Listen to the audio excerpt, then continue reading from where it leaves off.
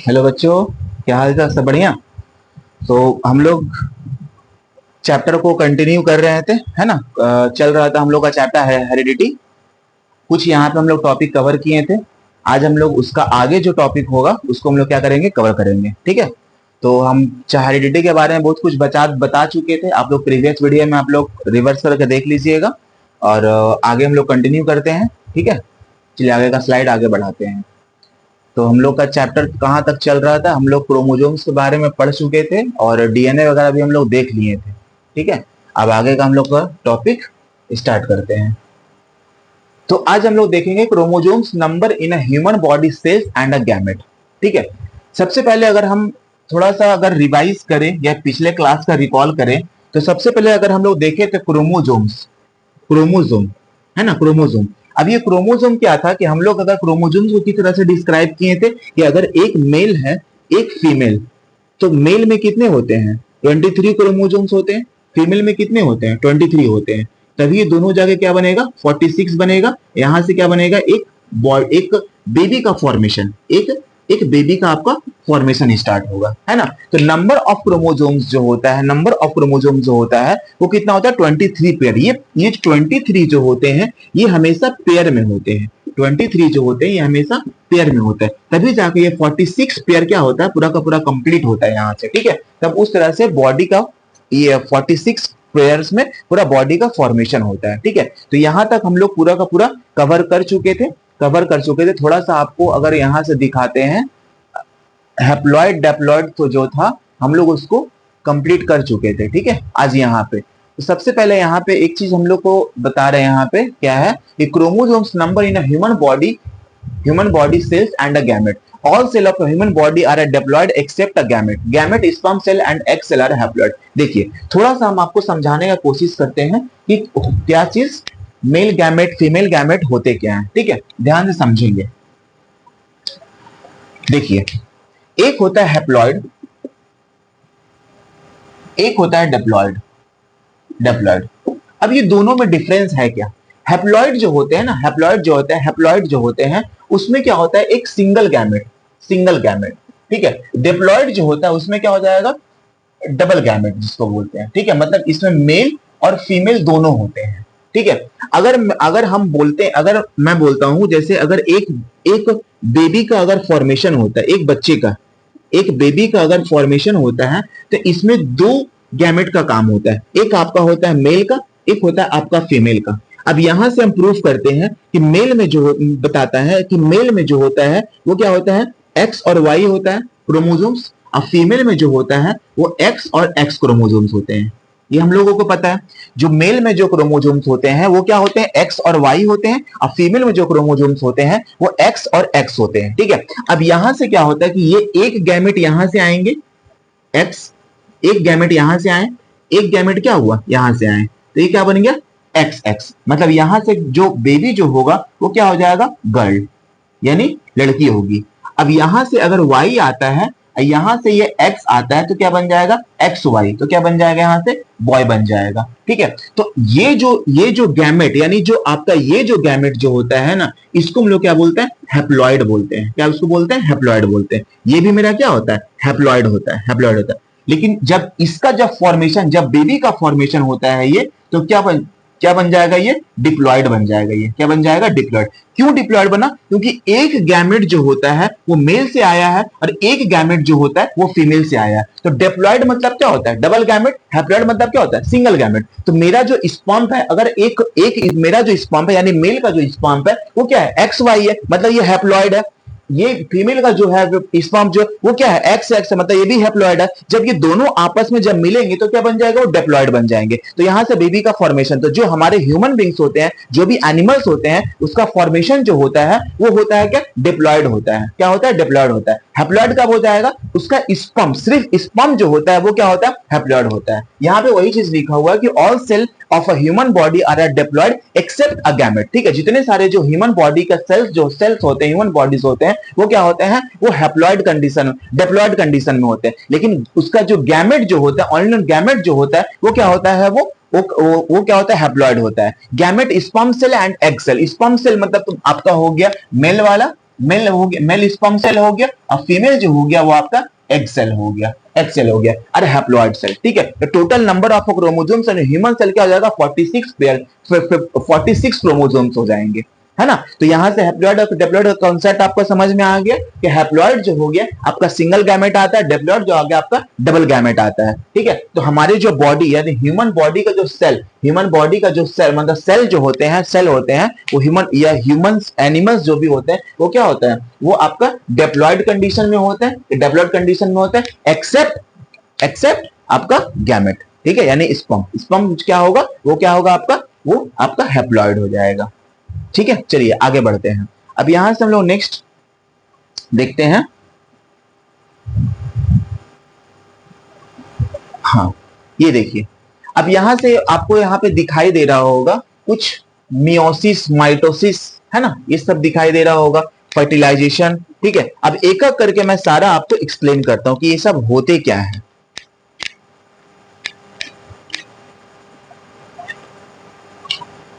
देखिए, अब जैसे हम जानते हैं कि अभी कुछ देर मैंने पहले बताया था हैप्लॉइड और डिप्लॉइड में कि मेल मेल में जो मेल का जो गैमेट होता है वो क्या होता है, स्पर्म, स्पर्म। फीमेल को जो गैमेट होता है वो क्या हो जाता है, एग, एग, ठीक है, स्पर्म एग, ठीक है। अब यहां से अगर हम देखते हैं कि जो मेल जो होता है इसमें 23 पेयर क्रोमोसोम्स होते हैं, फीमेल में भी क्या होता है 23 पेयर क्रोमोसोम्स होते हैं, ठीक है, 23 पेयर क्रोमोसोम्स होते हैं। इसका मतलब होगा, सपोज मान लीजिए ये आपका एक आपका ये क्या बोलते हैं एग सेल है। अब एग सेल के अंदर ये नंबर ऑफ क्रोमोसोम्स जो होगा, नंबर ऑफ क्रोमोसोम्स जो होगा वो क्या होगा, वो 23 पेयर होगा, 23 पेयर होगा। मेल में भी 23 पेयर होगा, फीमेल में भी 23 पेयर होगा, ठीक है। अब यहां से जब 23 पेयर है तो ये आपका जो केस है वो ये आपका जो स्पर्म जो है वो क्या है, हैप्लॉइड, हैप्लॉइड, ये भी क्या है आपका हैप्लॉइड। जब ये दोनों आपस में जब मिलेगा, जब दोनों आपस में जब ये मिलेगा तो क्या बन जाएगा यहाँ पे, डेप्लॉइड बन जाएगा, क्या बन जाएगा यहाँ पे, डेप्लॉइड, ठीक है। तो उसके बाद क्या होता है, डेप्लॉइड, डेप्लॉइड बन गया, उसके बाद फिर यहाँ से जो फॉर्मेशन जो हो जाएगा वो क्या हो जाएगा, फर्टिलाइजेशन। फर्टिलाइजेशन मतलब क्या होता है कि जैसे अगर हम आपको बोले कि सपोज मान लीजिए ये एक आपका एक ओवा है, ये एक आपका ओवा है। अब ओवा कहां से आता है, ये female, female gamete, female gamete, ठीक है, ये ओवा। अब यहां से जो है वो आपका स्पर्म, ये क्या करेगा, ये स्पर्म, ये स्पर्म क्या करेगा, इस ओवा को जाके क्या करेगा, फर्टिलाइज करेगा। फर्टिलाइज करना मतलब क्या होता है, ये स्पर्म जो आएगा इस ओवा के अंदर क्या करेगा, इंटर करेगा। ये जो स्पर्म है ये ओवा के अंदर क्या करेगा, इंटर करेगा। जैसे ये ओवा के अंदर इंटर करेगा तो क्या करेगा, उस प्रोसेस को हम लोग क्या बोलते हैं, फर्टिलाइजेशन बोलते हैं उसको, क्या बोलते हैं उसको, फर्टिलाइजेशन बोलते हैं, ठीक है।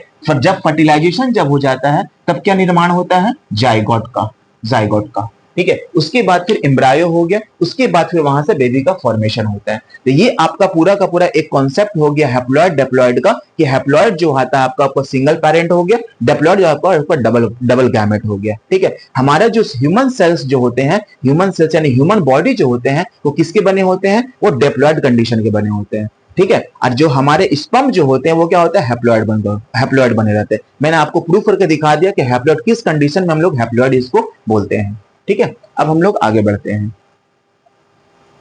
यहां से एक क्वेश्चन यहां पे पूछ रहा है कि all cell of human body except the ovum and sperm, तो क्या करेंगे, डायप्लॉइड, ठीक है। अभी मैंने कुछ देर पहले ही आपको बताया था। अब हम लोग का नेक्स्ट टॉपिक है जीन। अब ये जीन होता क्या है ना। आप लोग नाम सुने ही होंगे, अगर कहीं अगर स्कूल वगैरह में पढ़े होंगे या कोई आपके टीचर वगैरह पढ़ाए होंगे तो ये नाम आपसे परिचित होगा, है ना। ये जीन होता क्या है, क्या लिखा हुआ, segment part of DNA that carries information, information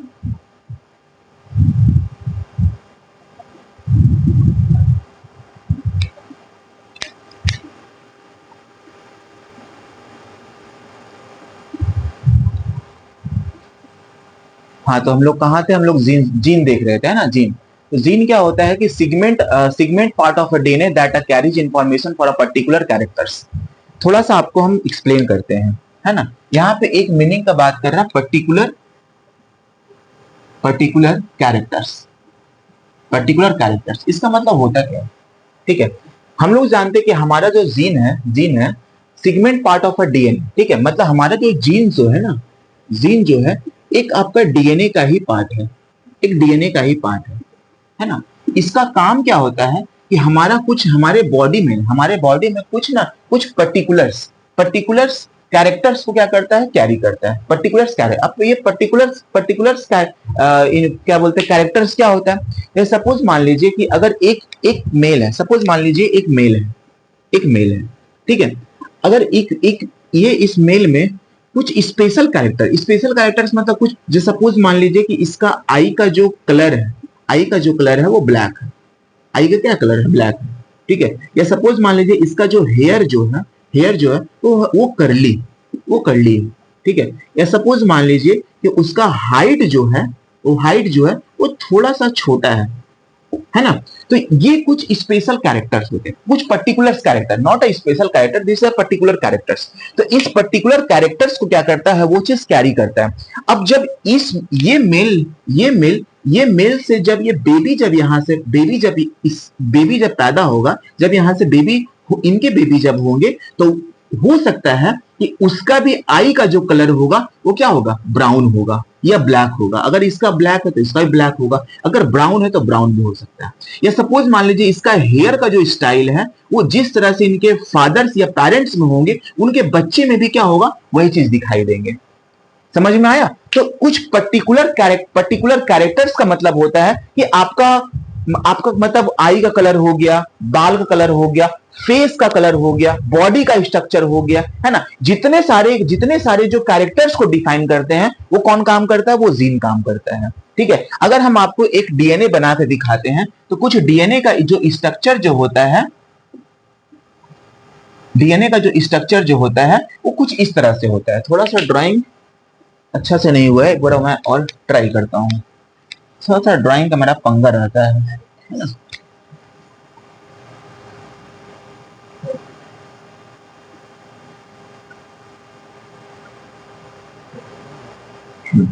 ठीक है, ये हो गया। अब सपोज मान लीजिए कि ये आपस में क्या होता है ना, ये आपस में जो होता है एक बॉन्ड की वजह से क्या होता है, जुड़ा हुआ रहता है, एक बॉन्ड होता है। ठीक है, मैं आपको इसके बाद जो होगा मैं आपको बताता हूं किस तरह से बॉन्ड होते हैं। ठीक है, अगर सपोज मान लीजिए कि इस पोर्शन में, ये पूरा का पूरा एक डीएनए का पार्ट है, एक डीएनए का पार्ट है। इस पोर्शन में जो है, इस पार्ट में हो सके इसका आई का जो कलर होगा, आई का कलर होगा, ये कैरी कर रहा होगा। इस वाले जो पोर्शन में जो होगा, इस वाले जो पोर्शन में जो होगा वो इसका क्या होगा, बॉडी का स्ट्रक्चर को आइडेंटिफाई कर रहा होगा। इस वाले जो पोर्शन में जो होगा, यहाँ पे जो होगा, हो सके यहाँ इस वाले जो होगा वो उसका क्या बोलते हैं उसको, कुछ उसका फेस का जो कलर होगा, फेस कलर होगा उस वो आइडेंटिफाई कर रहा होगा, है ना। तो ये सब एक पर्टिकुलर कैरेक्टर्स होते हैं। ये सब क्या होता है, एक पर्टिकुलर कैरेक्टर्स होता है। यही कैरेक्टर्स को डिफाइन करने का जो काम करता है वो काम करता है जीन करता है। अब यहां से देखिए, जैसे अगर ये डायग्राम यहां से आपका बना हुआ है तो gene for blood group, gene for I colour, gene for knows shape, जितने सारे जो ये सब पर्टिकुलर जो कैरेक्टर्स जो होते हैं वो सब इंफॉर्मेशन कौन कैरी करता है, जीन कैरी करता है। समझ में आ गया? ठीक है, अब आगे हम लोग बढ़ते हैं। अब आता है एलीली। अब ये एलीली होता क्या है? ठीक है, सबसे पहले मैं डिफिनेशन आपको पढ़ के दिखाता हूं। Allele is an alternative variant version from a gene. ठीक है, एलीली जो होते हैं ना, एक अल्टरनेटिव वेरिएंट मतलब क्या, अभी कुछ देर पहले मैंने बताया था जीन में भी एक क्या होता है, आपका पर्टिकुलर कैरेक्टर्स होते हैं। समझ में आया? एलीली जो होता है वो उसी टाइप में होते हैं, लेकिन कुछ एक डिफरेंट वेरिएंट होते हैं, different variant and version and आपका हो गया फ्रॉम अ जीन। सपोज मान लीजिए, एक मैं एग्जांपल लेता हूं कि आप सपोज मान लीजिए कोई बंदा एक आईफोन यूज कर रहा होगा, अच्छा आईफोन जब आप लोग खरीदते होंगे या आप लोग जब खरीदते होंगे तो आईफोन में भी कुछ क्या होता है, वर्जन होते हैं। IPhone 16 pro, iPhone 15, iPhone 15 pro max या आईफोन 13 होते हैं। सारे जो कंपनी है वो सब आईफोन के ही है, लेकिन इसमें अब क्या आ रहा है, इसमें वर्जन आ रहा है। अब ये वर्जन होने से प्रॉब्लम क्या है कि अगर सपोज मान लीजिए जो फीचर्स आपको 17 प्रो में मिलेंगे या जो उसमें क्लियरिटी, जो उसमें क्या बोलते हैं चीजें जो बहुत बेहतरीन होंगी, वो आपको 13 और 15 में नहीं होंगे। हालांकि दोनों कंपनी सेम है, ये भी एप्पल का है, वो भी एप्पल का है, लेकिन डिफरेंट यहां पे क्या है कि दोनों का वर्जन अलग है। तो एक आपका एक स्पेशल कैरेक्टर्स है ये, समझ में आए? तो एलईडी जो होता है एक स्पेशल कैरेक्टर्स को आइडेंटिफाई करता है, उसमें भी एक अपडेटेड वर्जन दिखाई देता है क्या उसमें क्या वेरिएंट है। समझ पा रहे मैं क्या बोल रहा हूं, है ना? उसमें जो इसमें जो स्पेशल जो वर्जन है वो चीज आपको आइडेंटिफाई करते हैं एलईडी, ठीक है? तो एलईडी क्या होता है? एलईडी इन अल्टरनेट वेरिएंट, मतलब जितने सारे वेरिएंट होते हैं उसको छोड़कर एक अलग तरीके से जो वेरिएंट होते हैं उसको आइडेंटिफाई करता है एलईडी, ठीक है? वर्जन फ्रॉम अ जीन, समझ में आया? जीन में ही जो क्या होता है एक अलग वेरिएंट जो आइडेंटिफाई करता है उसको हम लोग क्या बोलते हैं? एलईडी बोलते हैं। समझ में आया? अच्छा, जीन जो होता है, जीन जो होता है ये हम लोग दो तरीके से जानते हैं। जीन जो होता है वो हम लोग दो तरीके से जानते हैं। एक होता है आपका डोमिनेंट, डोमिनेंट, एक आपका होता है रिसेसिव। डोमिनेंट एक रिसेसिव। अब ये डोमिनेंट रिसेसिव होता क्या है? देखिए हम लोग जैसे अगर अभी कुछ देर पहले मैंने बताया था कि आईफोन 13 प्रो जैसे आपको जैसे प्रोसेसर आप लोग यूज कर दोगे तो ओक्टा कोर प्रोसेसर हो गया, स्नैपड्रैगन हो गया, ये सब प्रोसेसर होते हैं ना। तो इसी तरह से क्या होता है जीन में भी जो होता है वो उसका क्या बोलते हैं जीन जो होता है वो दो टाइप का होता है, दो तरीके से होते हैं। एक आपका होता है डोमिनेंट, एक होता है आपका रिसेसिव। एक आता है आपका डोमिनेंट, एक आता है आपका रिसेसिव। अगर हम मैं एग्जांपल ले लेके इसलिए बताना चाह रहा हूं मैं कोरिलेट करके। देखिए चीजें को रटना बड़ी बात नहीं है, अगर जितने अच्छे से आप चीजें को समझ के अगर करेंगे ना वो आपके अंदर इनबिल्ट हो जाएंगे। लेकिन आप अगर याद करते हैं या थ्योरेटिकल पूरा का पूरा रट्टा मारते हैं तो जाहिर सी बात है कि कुछ दिन में के बाद ही क्या करेंगे वो आपका मेमोरी डिलीट कर देगा, है ना? लेकिन अगर कोई भी चीज आप अगर समझ के पढ़ते हैं तो आप बहुत दिन तक इसको क्या कर सकते हैं? याद कर सकते हैं, याद रख सकते हैं, है ना? अगर सपोज मान लीजिए कि आप एग्जाम वगैरह एग्जाम देने एग्जाम हॉल में बैठेंगे तो कुछ आप याद करके चले गए, वहां से याद करके चले गए, जब याद करके चले गए हो सके कुछ ऐसा बीच का जो वर्ड होता है या कुछ लाइन अगर आपका वहां से भूल गए आपका पूरा का पूरा सेंटेंस आउट हो जाएगा।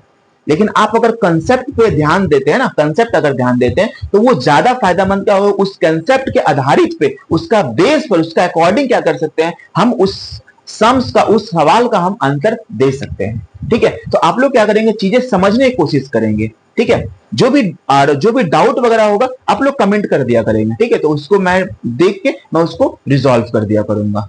समझ में आया? हाँ, तो हम लोग कहा थे dominant LED and recessive LED. अब ये डोमिनेंट एलईडी रेसेसिव एलईडी मैंने बताया था कि जीन्स दो तो डोमिनेंट। अब यहां से डोमिनेंट और रेसेसिव में क्या डिफरेंस है कि अगर हम आपको बोले कि 17 प्रो और 13 प्रो दोनों में सबसे अच्छा जो मतलब फीचर्स में या आपका कैमरास वगैरह हो गया या आपका उसमें जो और भी जो प्रोसेसर वगैरह और भी जो फीचर्स जो है ना वो सबसे पावरफुल कौन होगा? 17 प्रो में होगा, 13 प्रो में उससे थोड़ा कम होगा। अगर ऐसा ही होता तो दोनों में अमाउंट ऑफ फ्लक्चुएशन क्यों रहता? दोनों फिर सेम रहता, आदमी क्यों फिर 17 प्रो में जाता, 13 प्रो में ही क्यों नहीं यूज कर लेता ना?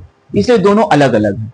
समझ में आया? तो उसी तरह से जो डोमिनेंट और रिसेसिव जो है वो भी अलग अलग है। डोमिनेंट जो होता है ना वो थोड़ा पावरफुल होते हैं, बहुत स्ट्रांग होते हैं डोमिनेंट। रिसेसिव जो होता है उससे कमजोर होते हैं।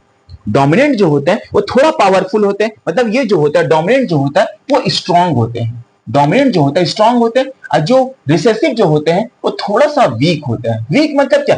मतलब डोमिनेंट से वीक होते हैं। डोमिनेंट से क्या होते हैं? वीक होते हैं। समझ में आया बात? अब आगे देखते हैं। Two or more possible forms of version of a genes that are located in the specific location in the specific chromosomes.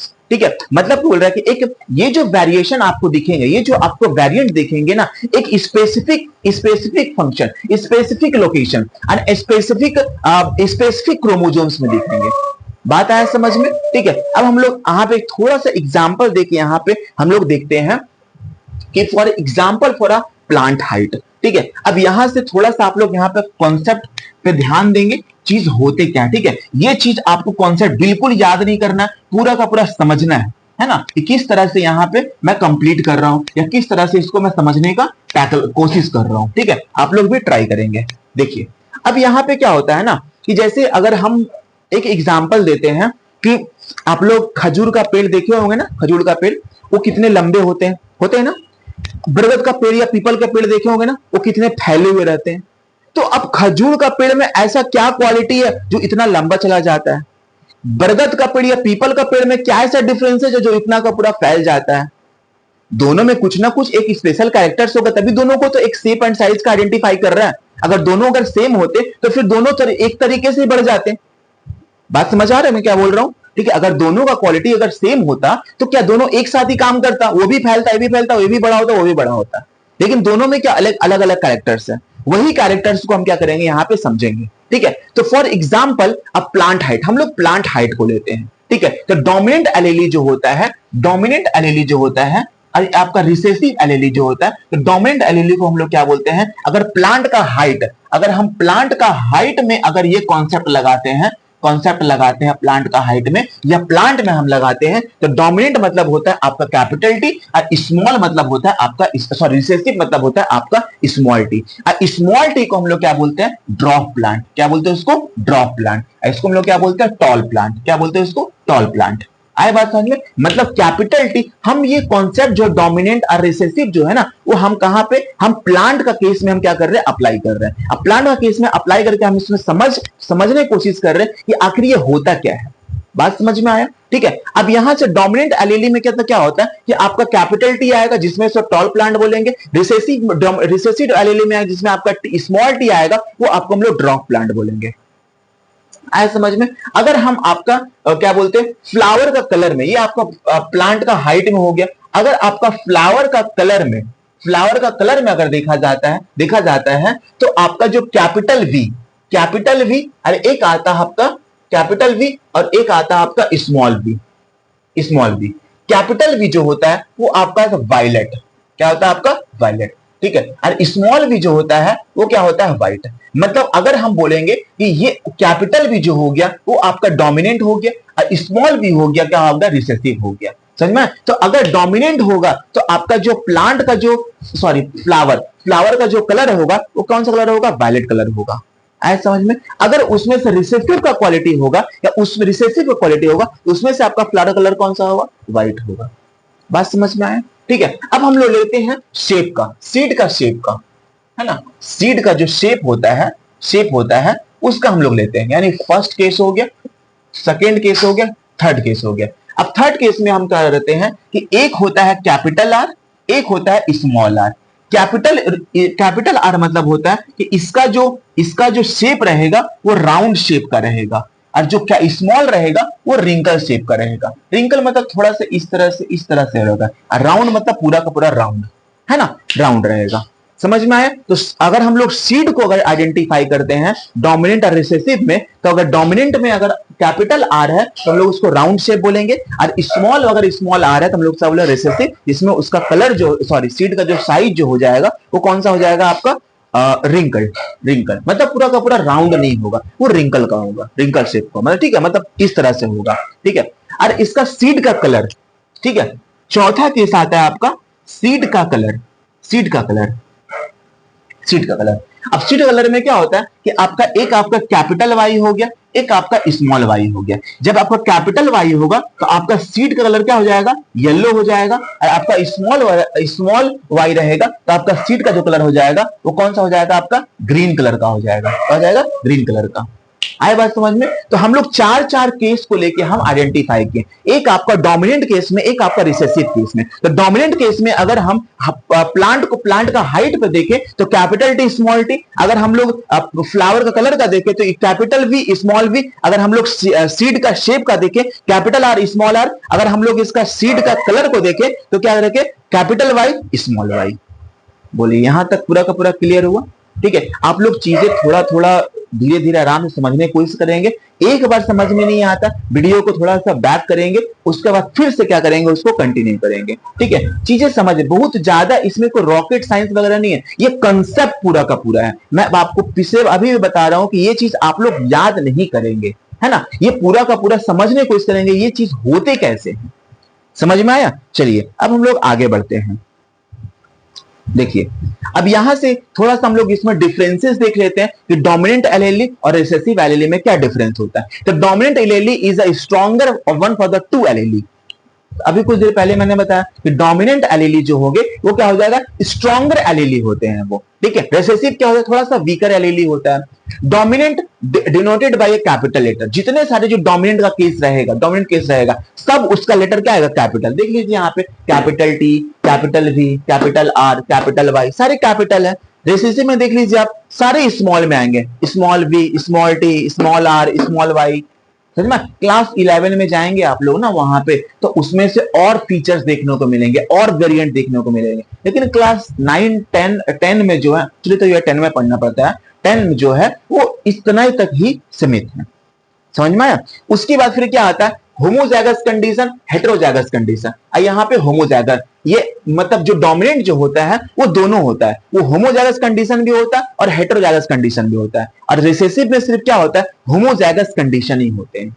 समझ में आया? अभी मैं इसको भी बताऊंगा कि होमोजाइगस और हेटेरोजाइगस कंडीशन में क्या डिफरेंस होते हैं। ठीक है, अभी इतना याद रखेंगे, डोमिनेंट एलीली में क्या होता है, होमोजाइगस हेटेरोजाइगस दोनों होते हैं, और रिसेसिव में ओनली ऑन क्या होता है, होमोजाइगस होता है। चलिए अब हम लोग आगे पढ़ते हैं। ठीक है, नेक्स्ट आता है हम लोग का फेनोटाइप जीनोटाइप। अब ये फेनोटाइप जीनोटाइप होता क्या है, देखिए यहां कुछ लिखा हुआ है, थोड़ा सा पढ़ के सुनाते हैं। अपीयरेंस ऑफ एन ऑर्गेनिज्म और observable physical trait, combination of a gene and a organism. ठीक है, देखिए अभी कुछ मैंने पिछले क्लास में आपको ट्रैट के बारे में बताया था कि ट्रैट होता क्या है। ठीक है, कुछ ट्रैट जो होता है वो क्या होता है, मतलब बाय बर्थ होता है, और कुछ ट्रैट जो होता है वो एक्वायर्ड ट्रैट होता है, मैंने बताया था, है ना। जो अगर बाय बर्थ हुआ, मतलब अगर मेरे अगर मम्मी पापा में जो चीज होंगे वो मेरे में क्या करेंगे, ऑटोमेटिक वो आ जाएंगे। समझ में? उसको बोलते हैं बाय बर्थ, मतलब मैं जब पैदा हुआ था साथ साथ ही मेरे साथ चला आया था, उसके बाद ही चला आया था, उसके साथ ही चला आया था। ठीक है, लेकिन एक्वायर्ड ट्रैट में क्या होता है कि वो बाद में आएगा। सपोज मान लो मेरे मम्मी पापा का टैटू बनाए हुए हाथ पे, ठीक है, तो जब अगर बच्चा पैदा होगा तो वो टैटू लग के पैदा नहीं होगा, उसको बाद में कराना पड़ेगा वो, इसको बोलते हैं एक्वायर्ड ट्रैट। आया बात समझ में? ठीक है, तो यहां से appearance of an organism, observable physical trait, यहां पे क्या आ जाए, जीनोटाइप में क्या होता है, combination of a gene and organism. समझ में आया? ठीक है, इस तरह से टॉल प्लांट, ड्रॉप प्लांट, यहाँ पे शीट वगैरह करके यहाँ से हम लोग यहाँ पे देख चुके हैं। ठीक है, एक्चुअली फेनोटाइप में होते क्या है ना, कि जैसे जो भी गैमेट होते हैं यहाँ से, मतलब जो भी रिजल्ट निकल के आते हैं, वो आपका जो भी मतलब जो डिफरेंसेस यहाँ पे जो दिखेंगे, कौन बड़ा है, कौन सा सीड्स राउंड है, कौन सा सीड रिंकल है, किसका कलर किस तरह से, ये सारे जो होते हैं वो सब फेनोटाइप में आता है। इसका जो रिजल्ट जो आता है वो आपका जीनोटाइप में आता है। ठीक है, अब यहां से कुछ यहाँ पे दिखा हुआ है, देखिए यहाँ पे डैड, यहाँ पे डोमिनेंट यानी बी दिया हुआ, रिसेसिव यहाँ पे कैपिटल बी दिया, तो यहाँ पे ब्लू हिडन यानी ब्राउन और ब्लू, है ना, मतलब आई का कलर दिया हुआ है कि यहाँ पे दो डोमिनेंट ब्राउन और फिर रिसेसिव ब्लू। ठीक है, कैपिटल मतलब हो गया आपका, यहाँ पे बी से ब्राउन बोला जा रहा है, स्मॉल बी से आपका ब्लू बोला जा रहा है। ठीक है, जो बच्चे, मैं आपको थोड़ा सा करके दिखाता हूँ ये कैसे होते हैं, है ना।